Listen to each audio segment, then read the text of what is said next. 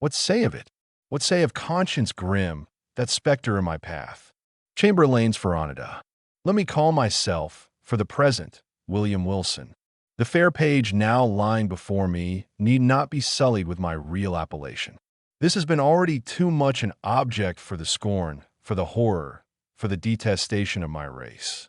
To the uttermost regions of the globe have not the indignant winds brooded its unparalleled infamy? O outcast of all outcasts most abandoned, to the earth art thou not forever dead? To its honors, to its flowers, to its golden aspirations? And a cloud, dense, dismal, and limitless, does it not hang eternally between thy hopes and heaven? I would not, if I could, here or today, embody a record of my later years of unspeakable misery and unpardonable crime. This epoch, these later years, took unto themselves a sudden elevation in turpitude, whose origin alone it is my present purpose to assign. Men usually grow base by degrees. From me, in an instant, all virtue dropped bodily as a mantle. From comparatively trivial wickedness I passed, with the stride of a giant, into more than the enormities of an Elagabalus. What chance, what one event brought this evil thing to pass? Bear with me while I relate. Death approaches, and the shadow which foreruns him has thrown a softening influence over my spirit. I long, in passing through the dim valley, for the sympathy, I had nearly said for the pity, of my fellow men. I would fain have them believe that I have been, in some measure, the slave of circumstances beyond human control. I would wish them to seek out for me, in the details I am about to give, some little oasis of fatality amid a wilderness of error. I would have them allow, what they cannot refrain from allowing, that, although temptation may have erewhile existed as great, man was never thus, at least, tempted before, certainly never thus fell. And is it therefore that he has never thus suffered? Have I not indeed been living in a dream? And am I not now dying a victim to the horror and the mystery of the wildest of all sublunary visions? I am the descendant of a race whose imaginative and easily excitable temperament has at all times rendered them remarkable. And in my earliest infancy, I gave evidence of having fully inherited the family character. As I advanced in years, it was more strongly developed, becoming, for many reasons, a cause of serious disquietude to my friends and of positive injury to myself. I grew self-willed, addicted to the wildest caprices, and a prey to the most ungovernable passions. Weak-minded and beset with constitutional infirmities akin to my own, my parents could do but little to check the evil propensities which distinguished me. Some feeble and ill-directed efforts resulted in complete failure on their part, and, of course, in total triumph on mine. Thenceforward my voice was a household law, and at an age when few children have abandoned their leading strings, I was left to the guidance of my own will and became, in all but name, the master of my own actions. My earliest recollections of school life are connected with a large, rambling, Elizabethan house in a misty-looking village of England, where were a vast number of gigantic and gnarled trees, and where all the houses were excessively ancient. In truth, it was a dreamlike and spirit-soothing place, that venerable old town.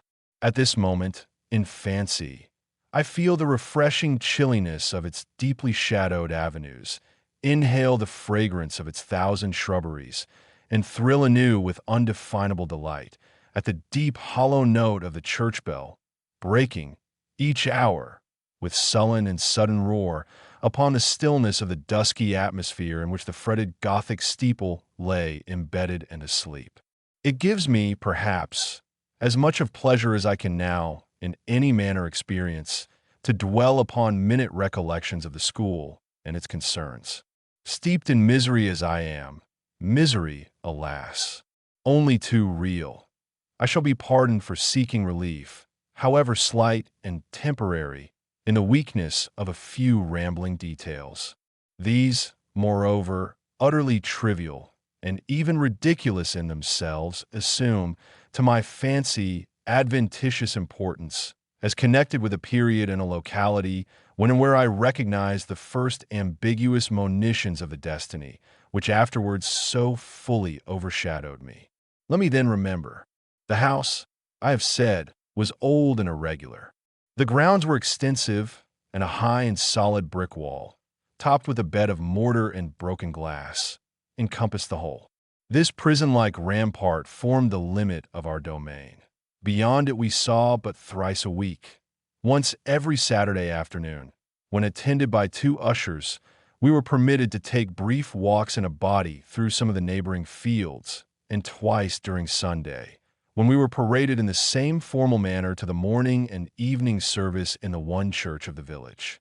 Of this church, the principal of our school was pastor. With how deep a spirit of wonder and perplexity was I wont to regard him from our remote pew in the gallery, as, with steps solemn and slow, he ascended the pulpit. This reverend man, with countenance so demurely benign, with robes so glossy and so clerically flowing, with wigs so minutely powdered, so rigid and so vast. Could this be he who of late, with sour visage, and in snuffy habiliments, administered ferule in hand the draconian laws of the academy? Oh, gigantic paradox, too utterly monstrous for solution. At an angle of the ponderous wall frowned a more ponderous gate. It was riveted and studded with iron bolts, and surmounted with jagged iron spikes. What impressions of deep awe did it inspire! It was never opened save for the three periodical egressions and ingressions already mentioned. Then, in every creak of its mighty hinges, we found a plenitude of mystery, a world of matter for solemn remark, or for more solemn meditation. The extensive enclosure was irregular in form, having many capacious recesses. Of these, 3 or 4 of the largest constituted the playground. It was level and covered with fine hard gravel. I well remember it had no trees, nor benches, nor anything similar within it. Of course, it was in the rear of the house. In front lay a small parterre, planted with box and other shrubs, but through this sacred division we passed only upon rare occasions indeed, such as a first advent to school or final departure thence, or perhaps, when a parent or friend having called for us, we joyfully took our way home for the Christmas or midsummer holidays. But the house, how quaint an old building was this! To me, how veritably a palace of enchantment. There was really no end to its windings, to its incomprehensible subdivisions. It was difficult, at any given time, to say with certainty upon which of its 2 stories one happened to be. From each room to every other there were sure to be found 3 or 4 steps, either in ascent or descent. Then the lateral branches were innumerable, inconceivable, and so returning in upon themselves, that our most exact ideas in regard to the whole mansion were not very far different from those with which we pondered upon infinity. During the 5 years of my residence here, I was never able to ascertain with precision in what remote locality lay the little sleeping apartment assigned to myself and some 18 or 20 other scholars. The schoolroom was the largest in the house. I could not help thinking in the world. It was very long, narrow, and dismally low, with pointed Gothic windows and a ceiling of oak. In a remote and terror-inspiring angle was a square enclosure of 8 or 10 feet, comprising the sanctum, during hours, of our principal, the Reverend Dr. Bransby. It was a solid structure, with massy door, sooner than open which in the absence of the dominie, we would all have willingly perished by the pain forte et dure. In other angles were 2 other similar boxes, far less reverenced, indeed, but still greatly matters of awe. One of these was the pulpit of the classical usher, one of the English and mathematical. Interspersed about the room, crossing and recrossing in endless irregularity, were innumerable benches and desks, black, ancient, and time-worn, piled desperately with much bethumbed books, and so beseamed with initial letters, names at full length, grotesque figures, and other multiplied efforts of the knife, as to have entirely lost what little of original form might have been their portion in days long departed. A huge bucket with water stood at one extremity of the room, and a clock of stupendous dimensions at the other. Encompassed by the massy walls of this venerable academy, I passed, yet not in tedium or disgust, the years of the third lustrum of my life. The teeming brain of childhood requires no external world of incident to occupy or amuse it, and the apparently dismal monotony of a school was replete with more intense excitement than my riper youth has derived from luxury, or my full manhood from crime. Yet I must believe that my first mental development had in it much of the uncommon, even much of the outre. Upon mankind at large, the events of very early existence rarely leave in mature age any definite impression. All is gray shadow, a weak and irregular remembrance, an indistinct regathering of feeble pleasures and phantasmagoric pains. With me, this is not so. In childhood, I must have felt with the energy of a man what I now find stamped upon memory in lines as vivid, as deep, and as durable as the exergs of the Carthaginian medals. Yet in the fact of the world's view, how little was there to remember. The morning's awakening, the nightly summons to bed, the connings, the recitations, the periodical half-holidays and perambulations, the playground with its broils, its pastimes, its intrigues, these, by a mental sorcery long forgotten, were made to involve a wilderness of sensation, a world of rich incident, an universe of varied emotion, of excitement the most passionate and spirit-stirring. Oh, le bon temps que ce siècle de fer! In truth, the ardor, the enthusiasm, and the imperiousness of my disposition soon rendered me a marked character among my schoolmates, and by slow but natural gradations gave me an ascendancy over all not greatly older than myself, over all with a single exception. This exception was found in the person of a scholar who, although no relation, bore the same Christian and surname as myself. A circumstance, in fact, little remarkable, for notwithstanding a noble descent, mine was one of those everyday appellations which seem, by prescriptive right, to have been, time out of mind, the common property of the mob. In this narrative, I have therefore designated myself as William Wilson, a fictitious title not very dissimilar to the real. My namesake alone, of those who in school phraseology constituted our set, presumed to compete with me in the studies of the class, in the sports and broils of the playground, to refuse implicit belief in my assertions and submission to my will. Indeed, to interfere with my arbitrary dictation in any respect whatsoever. If there is on earth a supreme and unqualified despotism, it is the despotism of a mastermind in boyhood over the less energetic spirits of its companions. Wilson's rebellion was to me a source of the greatest embarrassment, the more so as, in spite of the bravado with which in public I made a point of treating him and his pretensions, I secretly felt that I feared him and could not help thinking the equality which he maintained so easily with myself a proof of his true superiority, since not to be overcome cost me a perpetual struggle. Yet this superiority, even this equality, was in truth acknowledged by no one but myself. Our associates, by some unaccountable blindness, seemed not even to suspect it. Indeed, his competition, his resistance, and especially his impertinent and dogged interference with my purposes were not more pointed than private.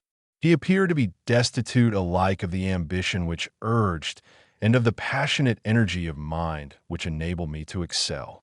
In his rivalry, he might have been supposed actuated solely by a whimsical desire to thwart, astonish, or mortify myself, although there were times when I could not help observing, with a feeling made up of wonder, abasement, and pique, that he mingled with his injuries, his insults, or his contradictions, a certain most inappropriate and assuredly most unwelcome affectionateness of manner. I could only conceive this singular behavior to arise from a consummate self-conceit, assuming the vulgar airs of patronage and protection. Perhaps it was this latter trait in Wilson's conduct, conjoined with our identity of name, and the mere accident of our having entered the school upon the same day, which set afloat the notion that we were brothers among the senior classes in the academy. These do not usually inquire with much strictness into the affairs of their juniors. I have before said, or should have said, that Wilson was not, in the most remote degree, connected with my family. But assuredly, if we had been brothers, we must have been twins, for after leaving Dr. Bransby's, I casually learned that my namesake was born on the 19th of January, 1813, and this is a somewhat remarkable coincidence, for the day is precisely that of my own nativity. It may seem strange that in spite of the continual anxiety occasioned me by the rivalry of Wilson and his intolerable spirit of contradiction, I could not bring myself to hate him altogether. We had, to be sure, nearly every day a quarrel in which, yielding me publicly the palm of victory, he in some manner contrived to make me feel that it was he who had deserved it. Yet a sense of pride on my part, and a veritable dignity on his own, kept us always upon what are called speaking terms, while there were many points of strong congeniality in our tempers, operating to awake me in a sentiment which our position alone, perhaps, prevented from ripening into friendship. It is difficult, indeed, to define or even to describe my real feelings towards him. They formed a motley and heterogeneous admixture, some petulant animosity, which was not yet hatred, some esteem, more respect, much fear, with a world of uneasy curiosity. To the moralist, it will be unnecessary to say, in addition, that Wilson and myself were the most inseparable of companions. It was no doubt the anomalous state of affairs existing between us which turned all my attacks upon him, and they were many, either open or covert, into the channel of banter or practical joke, giving pain while assuming the aspect of mere fun, rather than into a more serious and determined hostility. But my endeavors on this head were by no means uniformly successful, even when my plans were the most wittily concocted, for my namesake had much about him, in character, of that unassuming and quiet austerity which, while enjoying the poignancy of its own jokes, has no heel of Achilles in itself, and absolutely refuses to be laughed at. I could find, indeed, but one vulnerable point, and that, lying in a personal peculiarity arising perhaps from constitutional disease, would have been spared by any antagonist less at his wit's end than myself. My rival had a weakness in the vocal or guttural organs, which precluded him from raising his voice at any time above a very low whisper. Of this defect, I did not fail to take what poor advantage lay in my power. Wilson's retaliations in kind were many, and there was one form of his practical wit that disturbed me beyond measure. How his sagacity first discovered at all that so petty a thing would vex me is a question I never could solve, but, having discovered, he habitually practiced the annoyance. I had always felt aversion to my uncourtly patronymic, and its very common, if not plebeian, praenomen. The words were venom in my ears, and when, upon the day of my arrival, a second William Wilson came also to the academy, I felt angry with him for bearing the name, and doubly disgusted with the name because a stranger bore it, who would be the cause of its twofold repetition, who would be constantly in my presence, and whose concerns, in the ordinary routine of the school business, must inevitably, on account of the detestable coincidence, be often confounded with my own. The feeling of vexation thus engendered grew stronger with every circumstance tending to show resemblance, moral or physical, between my rival and myself. I had not then discovered the remarkable fact that we were of the same age, but I saw that we were of the same height, and I perceived that we were even singularly alike in general contour of person and outline of feature. I was galled, too, by the rumor touching a relationship which had grown current in the upper forms. In a word, nothing could more seriously disturb me, although I scrupulously concealed such disturbance, than any allusion to a similarity of mind, person, or condition existing between us. But, in truth, I had no reason to believe that, with the exception of the matter of relationship, and in the case of Wilson himself, this similarity had ever been made a subject of comment or even observed at all by our schoolfellows. That he observed it in all its bearings, and as fixedly as I, was apparent, but that he could discover in such circumstances so fruitful a field of annoyance can only be attributed, as I said before, to his more than ordinary penetration. His cue, which was to perfect an imitation of myself, lay both in words and in actions, and most admirably did he play his part.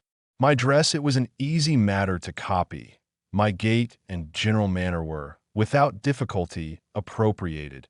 In spite of his constitutional defect, even my voice did not escape him. My louder tones were, of course, unattempted, but then the key, it was identical, and his singular whisper, it grew the very echo of my own. How greatly this most exquisite portraiture harassed me, for it could not justly be termed a caricature, I will not now venture to describe. I had but one consolation, in the fact that the imitation, apparently, was noticed by myself alone, and that I had to endure only the knowing and strangely sarcastic smiles of my namesake himself. Satisfied with having produced in my bosom the intended effect, he seemed to chuckle in secret over the sting he had inflicted, and was characteristically disregardful of the public applause which the success of his witty endeavors might have so easily elicited. That the school, indeed, did not feel his design, perceive its accomplishment, and participate in his sneer was, for many anxious months, a riddle I could not resolve. Perhaps the gradation of his copy rendered it not so readily perceptible, or, more possibly, I owed my security to the master air of the copyist, who, disdaining the letter, which in a painting is all the obtuse can see, gave but the full spirit of his original for my individual contemplation and chagrin. I have already more than once spoken of the disgusting air of patronage which he assumed toward me, and of his frequent officious interference with my will. This interference often took the ungracious character of advice not openly given, but hinted or insinuated. I received it with a repugnance which gained strength as I grew in years. Yet at this distant day, let me do him the simple justice to acknowledge that I can recall no occasion when the suggestions of my rival were on the side of those errors or follies so usual to his immature age and seeming inexperience, that his moral sense, at least, if not his general talents and worldly wisdom, was far keener than my own, and that I might, today, have been a better, and thus a happier man, had I less frequently rejected the counsels embodied in those meaning whispers which I, then but too cordially hated and too bitterly despised.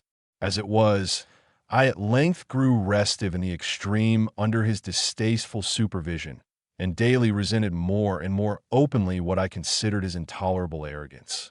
I have said that, in the first years of our connection as schoolmates, my feelings in regard to him might have been easily ripened into friendship. But in the latter months of my residence at the academy, although the intrusion of his ordinary manner had, beyond doubt, in some measure abetted my sentiments, in nearly similar proportion, partook very much of positive hatred. Upon one occasion he saw this, I think, and afterwards avoided, or made a show of avoiding me. It was about the same period, if I remember aright, that, in an altercation of violence with him, in which he was more than usually thrown off his guard, and spoke and acted with an openness of demeanor rather foreign to his nature, I discovered, or fancied I discovered, in his accent, his air, and general appearance, something which first startled and then deeply interested me, by bringing to mind dim visions of my earliest infancy, wild, confused, and thronging memories of a time when memory herself was yet unborn. I cannot better describe the sensation which oppressed me than by saying that I could with difficulty shake off the belief of my having been acquainted with the being who stood before me at some epoch very long ago, some point of the past, even infinitely remote. The delusion, however, faded rapidly as it came, and I mention it at all but to define the day of the last conversation I there held with my singular namesake. The huge old house, with its countless subdivisions, had several large chambers communicating with each other, where slept the greater number of the students. There were, however, as must necessarily happen in a building so awkwardly planned, many little nooks or recesses, the odds and ends of the structure, and these the economic ingenuity of Dr. Bransby had also fitted up as dormitories. Although, being the merest closets, they were capable of accommodating but a single individual. One of these small apartments was occupied by Wilson. One night, about the close of my 5th year at the school, and immediately after the altercation just mentioned, finding everyone wrapped in sleep, I arose from bed and, lamp in hand, stole through a wilderness of narrow passages from my own bedroom to that of my rival. I had long been plotting one of those ill-natured pieces of practical wit at his expense, in which I had hitherto been so uniformly unsuccessful. It was my intention, now, to put my scheme in operation, and I resolved to make him feel the whole extent of the malice with which I was imbued. Having reached his closet, I noiselessly entered, leaving the lamp with a shade over it on the outside. I advanced a step and listened to the sound of his tranquil breathing. Assured of his being asleep, I returned, took the light, and with it again approached the bed. Closed curtains were around it, which, in the prosecution of my plan, I slowly and quietly withdrew when the bright rays fell vividly upon the sleeper and my eyes, at the same moment, upon his countenance. I looked, and a numbness, an iciness of feeling instantly pervaded my frame. My breast heaved, my knees tottered, my whole spirit became possessed with an objectless yet intolerable horror. Gasping for breath, I lowered the lamp in still nearer proximity to the face. Were these the lineaments of William Wilson? I saw, indeed, that they were his, but I shook as if with a fit of the ague in fancying they were not. What was there about them to confound me in this manner? I gazed, while my brain reeled with a multitude of incoherent thoughts. Not thus he appeared, assuredly not thus, in the vivacity of his waking hours. The same name, the same contour of person, the same day of arrival at the academy, and then his dogged and meaningless imitation of my gait, my voice, my habits, and my manner. Was it, in truth, within the bounds of human possibility, that what I now saw was the result, merely, of the habitual practice of this sarcastic imitation? Awe-stricken, and with a creeping shudder, I extinguished the lamp, passed silently from the chamber, and left, at once, the halls of that old academy, never to enter them again. After a lapse of some months, spent at home in mere idleness, I found myself a student at Eton. The brief interval had been sufficient to enfeeble my remembrance of the events at Dr. Bransby's, or at least to effect a material change in the nature of the feelings with which I remembered them. The truth, the tragedy, of the drama was no more. I could now find room to doubt the evidence of my senses, and seldom called up the subject at all, but with wonder at extent of human credulity, and a smile at the vivid force of the imagination which I hereditarily possessed. Neither was this species of skepticism likely to be diminished by the character of the life I led at Eton. The vortex of thoughtless folly into which I there so immediately and so recklessly plunged washed away all but the froth of my past hours, engulfed at once every solid or serious impression, and left to memory only the veriest levities of a former existence. I do not wish, however, to trace the course of my miserable profligacy here, a profligacy which set at defiance the laws, while it eluded the vigilance of the institution. 3 years of folly, passed without profit, had but given me rooted habits of vice, and added, in a somewhat unusual degree, to my bodily stature, when after a week of soulless dissipation, I invited a small party of the most dissolute students to a secret carousal in my chambers. We met at a late hour of the night, for our debaucheries were to be faithfully protracted until morning. The wine flowed freely, and there were not wanting other, and perhaps more dangerous seductions, so that the gray dawn had already faintly appeared in the east, while our delirious extravagance was at its height. Madly flushed with cards and intoxication, I was in the act of insisting upon a toast of more than wonted profanity, when my attention was suddenly diverted by the violent, although partial unclosing of the door of the apartment, and by the eager voice of a servant from without. He said that some person, apparently in great haste, demanded to speak with me in the hall. Wildly excited with wine, the unexpected interruption rather delighted than surprised me. I staggered forward at once, and a few steps brought me to the vestibule of the building. In this low and small room there hung no lamp, and now no light at all was admitted, save that of the exceedingly feeble dawn which made its way through the semicircular window. As I put my foot over the threshold, I became aware of the figure of a youth about my own height, and habited in a white kerseymere morning frock, cut in the novel fashion of the one I myself wore at the moment. This the faint light enabled me to perceive, but the features of his face I could not distinguish.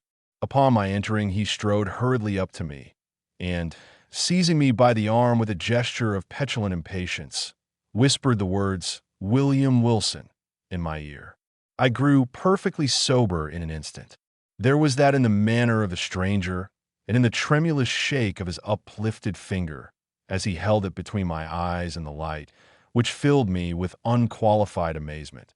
But it was not this which had so violently moved me.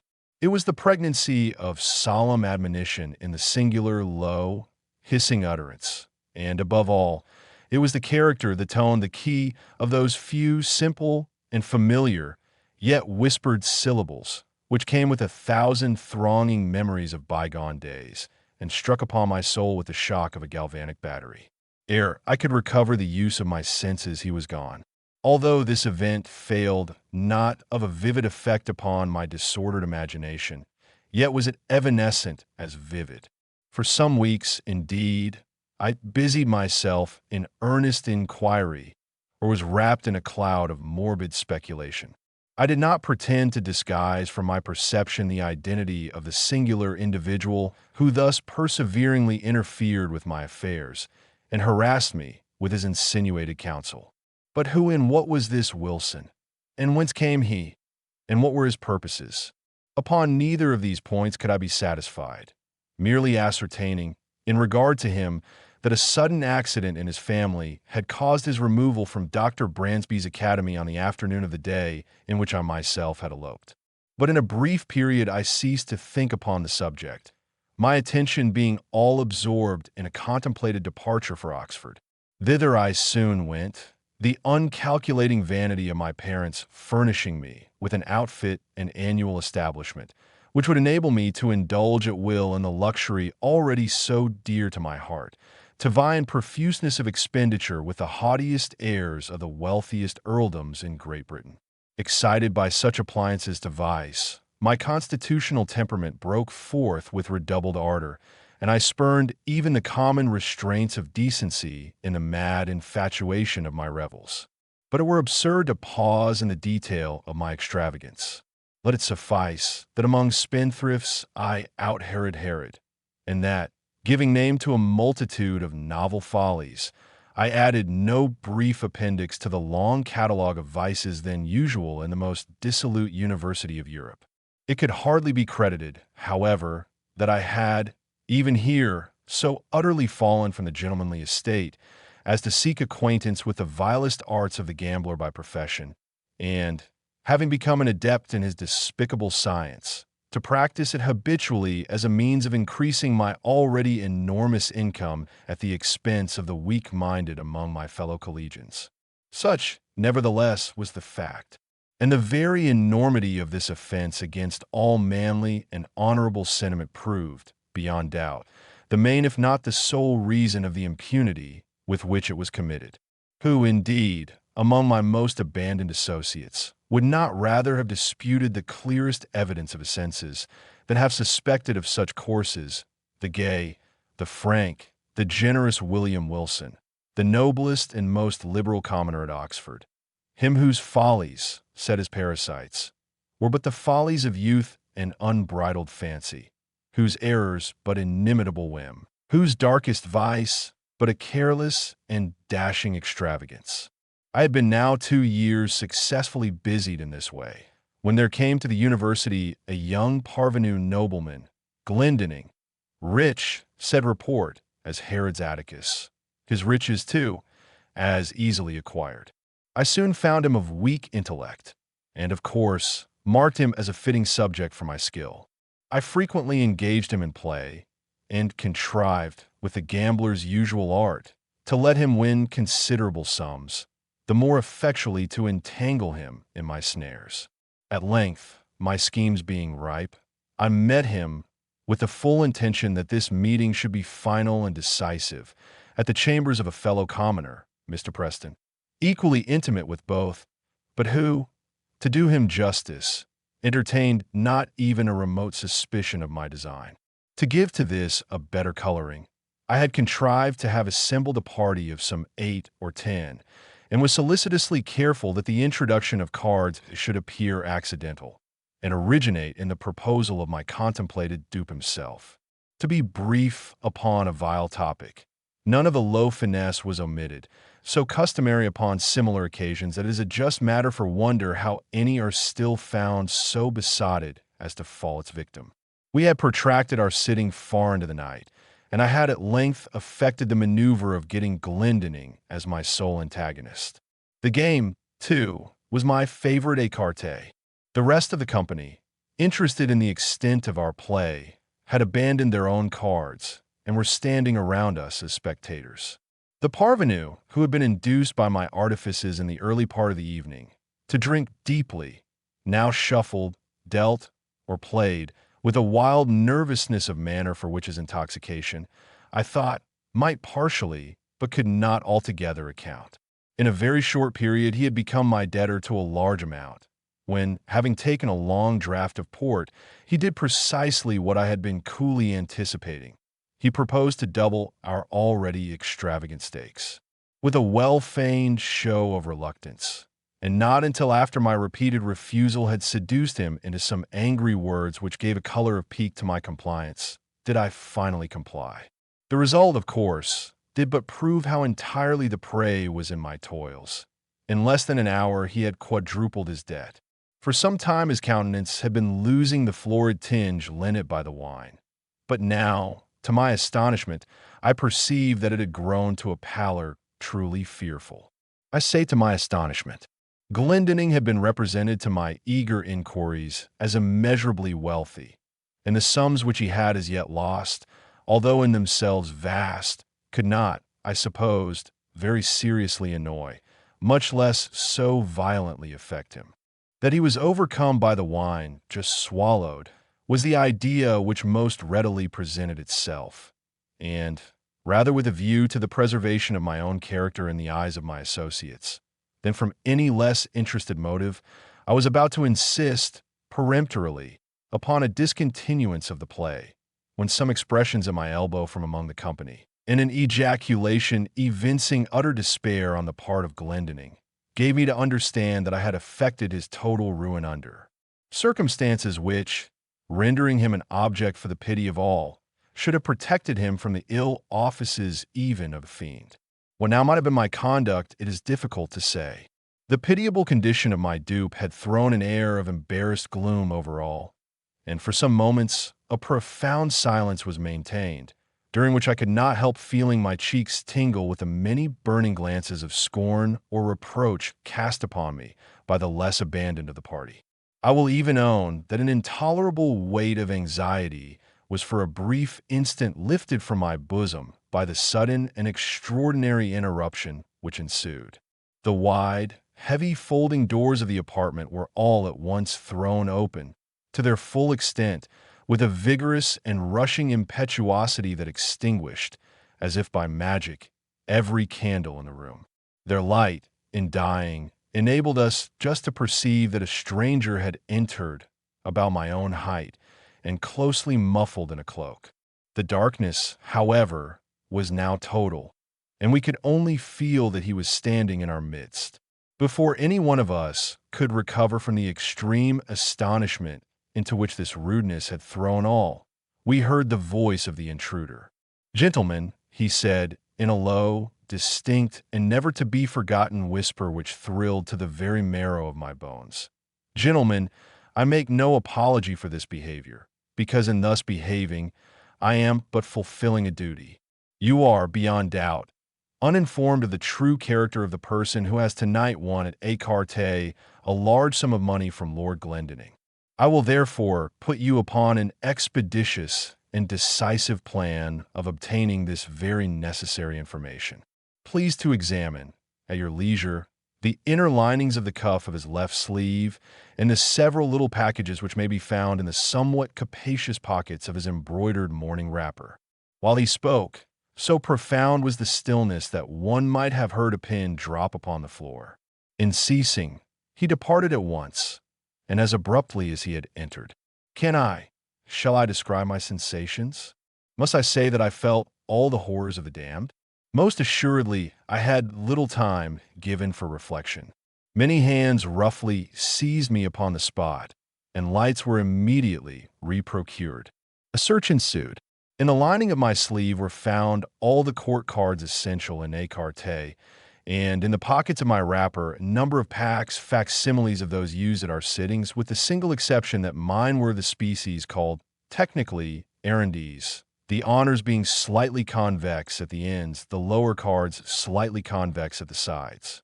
In this disposition, the dupe who cuts, as customary, at the length of the pack, will invariably find that he cuts his antagonist in honor, while the gambler, cutting at the breadth, will, as certainly, cut nothing for his victim which may count in the records of the game.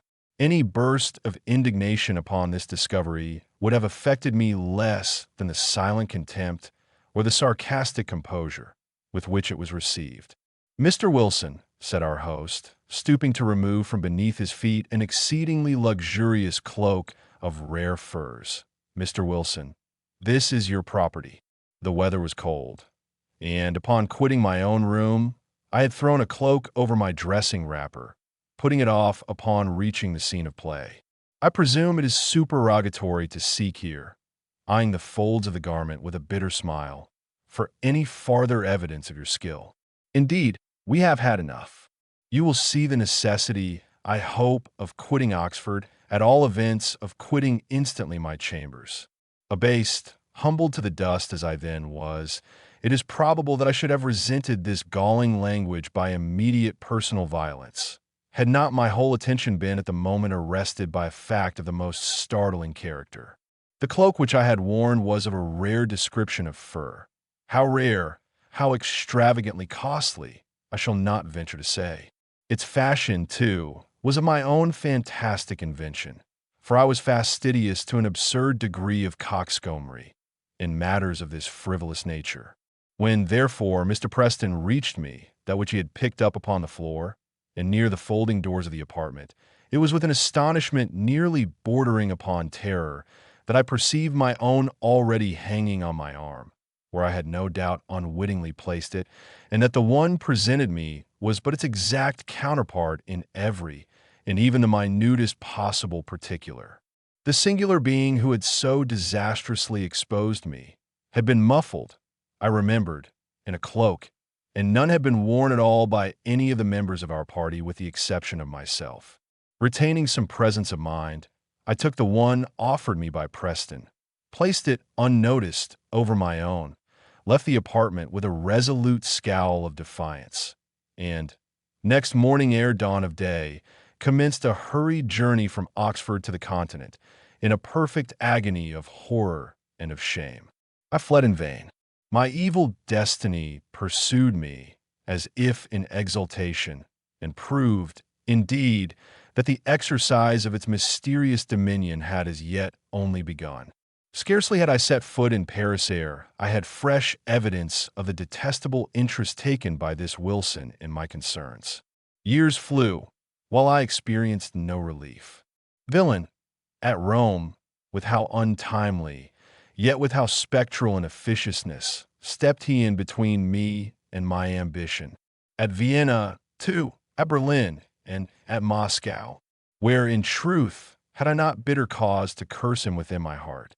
From his inscrutable tyranny did I at length flee, panic-stricken, as from a pestilence, and to the very ends of the earth I fled in vain.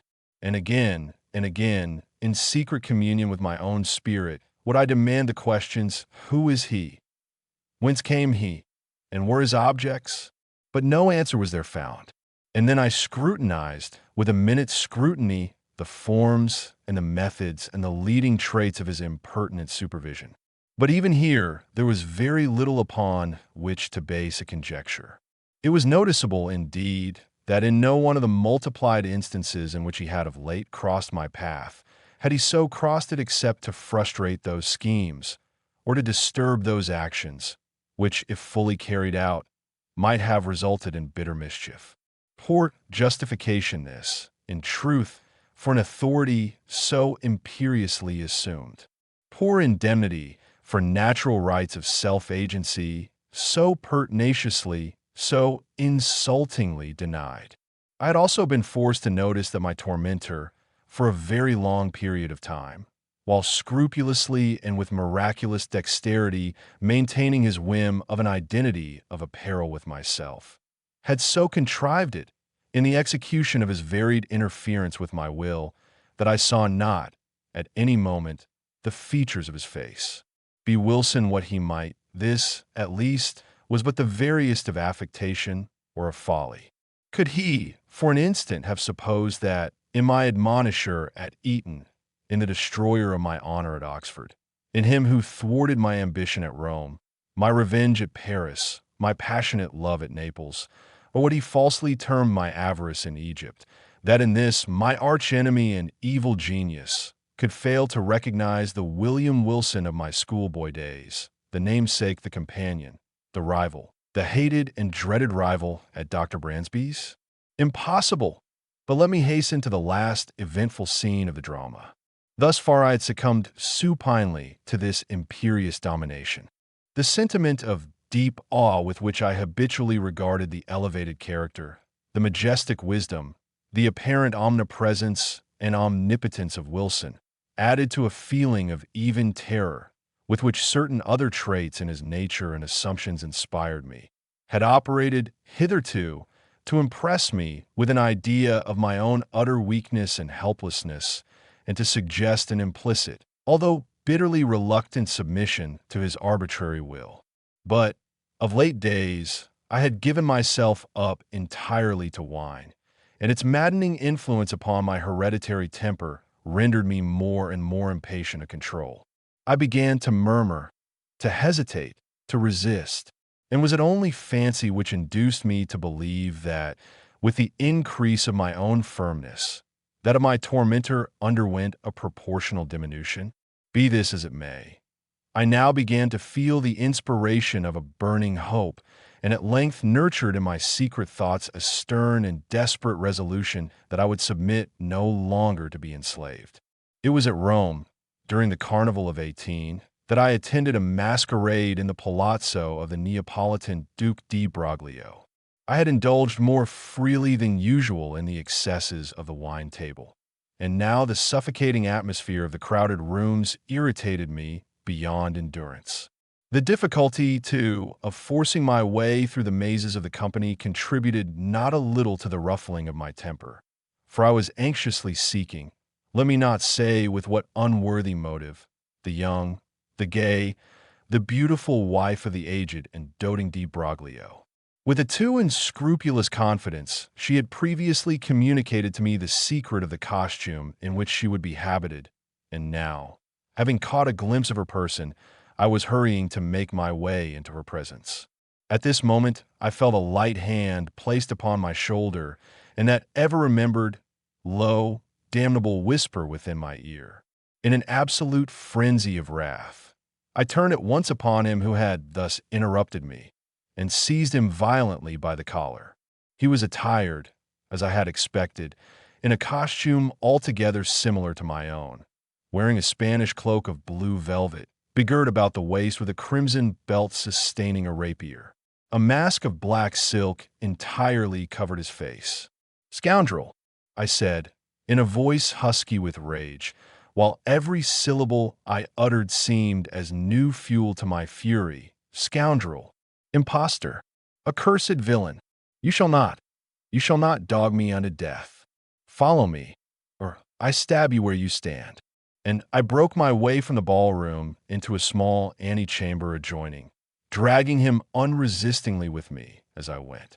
Upon entering, I thrust him furiously from me. He staggered against the wall, while I closed the door with an oath and commanded him to draw. He hesitated but for an instant, then, with a slight sigh, drew in silence and put himself upon his defense. The contest was brief indeed. I was frantic with every species of wild excitement and felt within my single arm the energy and power of a multitude. In a few seconds, I forced him by sheer strength against the wainscoting, and thus, getting him at mercy, plunged my sword, with brute ferocity, repeatedly through and through his bosom. At that instant some person tried the latch of the door. I hastened to prevent an intrusion, and then immediately returned to my dying antagonist. But what human language can adequately portray that astonishment, that horror which possessed me at the spectacle then presented to view? The brief moment in which I averted my eyes had been sufficient to produce, apparently, a material change in the arrangements at the upper or farther end of the room.